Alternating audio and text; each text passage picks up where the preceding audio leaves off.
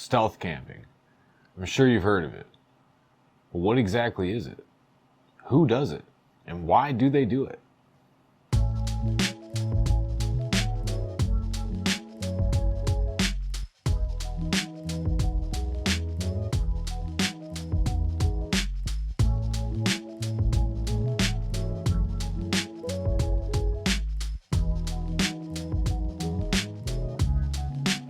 You may have heard of famous YouTubers like Steve Wallace or Mav, people that go around camping in like odd places that you wouldn't normally think of camping at.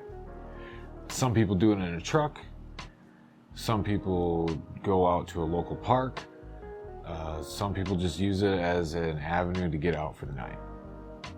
But there is one thing that we should keep in mind when we're talking about stealth camping, and that's that some people have to actually do this to survive. We're talking about homeless people. That's a day-to-day life for them. It's something that we kind of take for granted in a way, because we can go out to these spots with gear and everything to make it through a night and a house to go back to the next day. So just to keep in mind when we're going out and doing these adventures and stuff, that some people actually have to do this day in and day out. So who stealth camps? Who really wants to go out at a park and sit there quietly basically all night and leave in the morning? Who wants to do that? Some simply just want to stay in the area that they're going to be exploring the next day. Say you're going to, you're taking a trip somewhere and you don't want to be too far out of town the next day, or you don't want to be too far into town to get to your hike the next day. So stealth camping in that situation is a win. Also, for the lack of funds to be able to afford a camping site or a hotel. A lot of times when you're taking trips all the way across many states, your budget's running tight, especially now with gas the way it is. So some people are just trying to find a spot for the night to crash and then get up the next day and then go. But like I said before, some people are looking for permanent spots. Some people will set up for years and years. And by years, I mean, try 27 years. Not upon him. It was hearsay, it was folklore, it was myth. Because I knew that this person was lurking around at night, I felt unsafe. You know, people were afraid to go for a run because they didn't know who was in the woods. I came over Thursday morning and I opened the door, and the first thing I saw was Rice Krispie treats were gone. He came in the back of the camp, actually ate chips and then put them back. He'd break into places. That's his campsite. That's where he's been. Long time. She's a hard spot to find, but you could tell he's been here for many years. Can't you? In April of 2013, a man was arrested that was known by the locals as the North Pond Hermit, after surviving in the woods for 27 years. Out in the deep woods of Maine, this guy didn't exist. All records of him were gone. They were only able to find like one record, I think, of the last place it was that he worked or something like that. I'll put a link in the description to a video on it, and it's a crazy story. If you've never heard of it, you need to look it up. But this guy survived out there. He had a whole camp. I mean, now if you would have came across this, you would not be like, it's definitely not stealth camping at that point for 27 years. But he wasn't found. And what's the goal of stealth camping again? Oh, yeah, that's right. Don't be seen. Don't be found. But where did stealth camping begin? Where did it originate? Who was the first stealth camper? It really became a thing after World War II and the ethics of everything that transpired.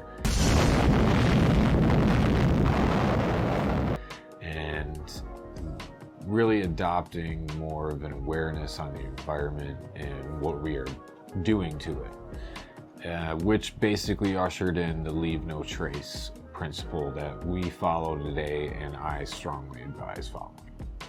So in the 1960s and 70s, there was a large increase in recreational equipment like white gas stoves, sleeping pads, and things to promote getting outdoors, which led to more people going outdoors, which really led into this leave no trace, please pick up after yourself, don't litter the environment. So where does that put stealth camping? Well, stealth camping is the ultimate leave no trace. You do not want anybody to know you were there. You don't want anybody to know you're there currently, which means keeping a low profile however you can.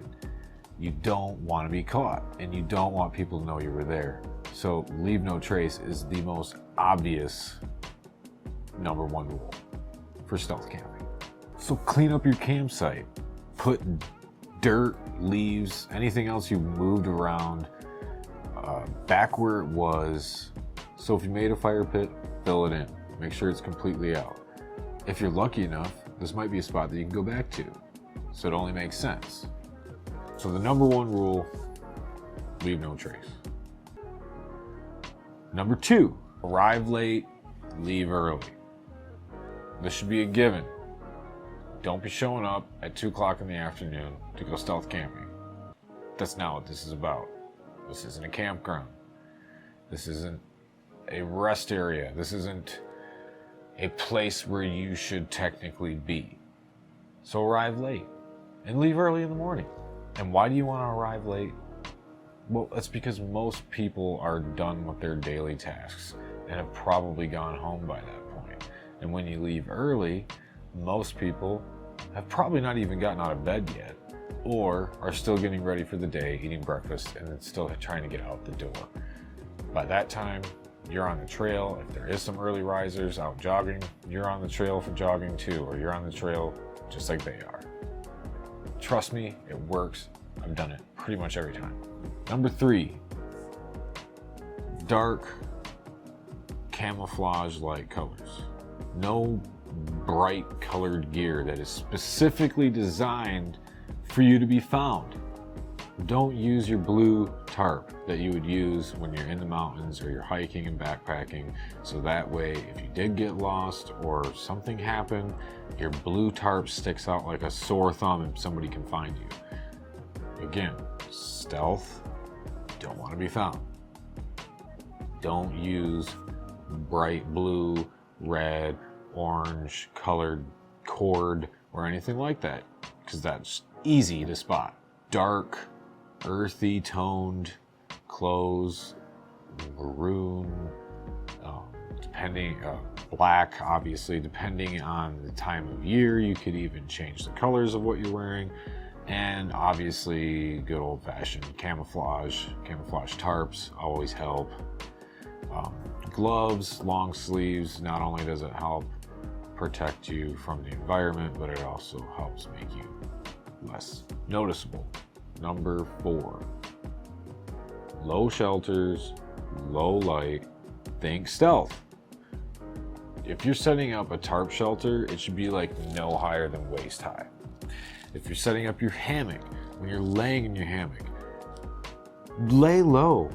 There's been plenty of times where I've been camping and I've had about that much room to the ground in my hammock, just so I could stay low and out of the line of sight.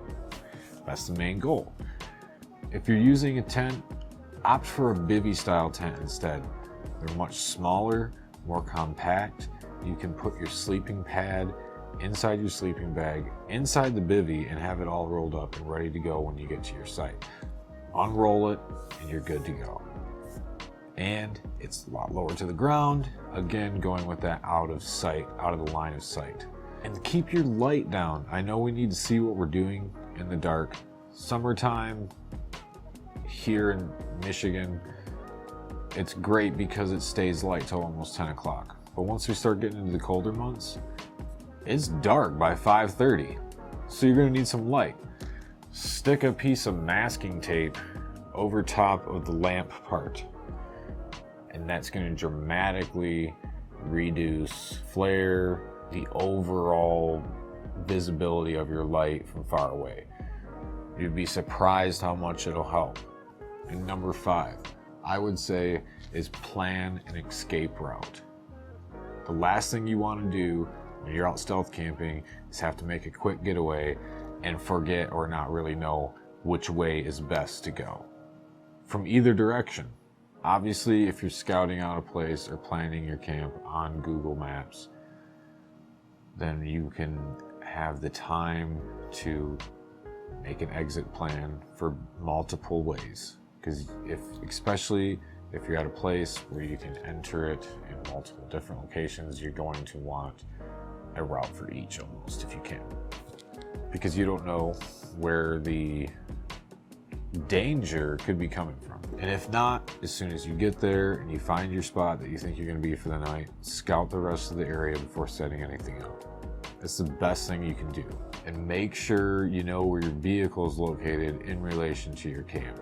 I know that's probably should have been the first thing I said, but make sure you know where your vehicle is once you get to your camp. Bring a compass with you if you have to.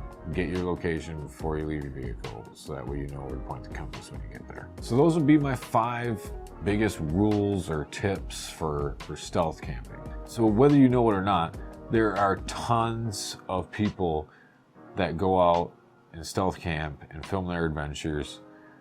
A lot of those people you can find in the Stealth Camping Alliance community on Facebook and YouTube, where you can find tons of people, including myself, going out and doing crazy camping adventures. We're talking camping at airports and cemeteries and all kinds of places. Steve Wallace, he's done it all. We all know that. The trolls out there that like to make fun of other people's stealth camping and say, well, you're just copying Steve Wallace. Well, you're just really not that original either. And we all like to have fun, and we like to do stuff that some of our favorite people do. I think I've covered a variety of topics, probably leaving some stuff out. There might be a part 2, so we'll see. Other than that, I'd like to thank you for watching this video, and I hope you've learned a little bit more about stealth camping. And make sure to subscribe, like the video, check out all the other cool camping videos I have on this channel, because this is the only talking style video. And yeah, looking forward to getting back out on the trail here soon and doing some more camping. Have fun, be safe, and leave no trace.